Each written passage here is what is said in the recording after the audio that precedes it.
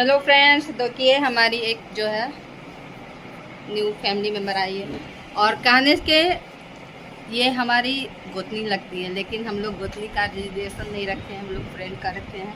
और फ्रेंड से बड़ा कोई रिश्ता नहीं होता है ना जी। तो क्या ये तो दोस्त हाँ, और ये हमारे जो है देवर जी हैं। देखिए देवर जी, हेलो करिए। तो गाइज बाहर से आई है तो टाइम नहीं है, बस मेरे से मिलने के लिए आई है और मेरे भी को अच्छा लगा। और जब लॉन्ग टाइम रहेगा तो फिर हमको जो है इनको रोकेंगे उस समय, अभी नहीं रोकेंगे क्योंकि अब इनका टाइम जो है ओवर हो रहा है और अभी आई है, अब जा रही है। तो चलिए हमारी दोस्ती बरकरार रहे।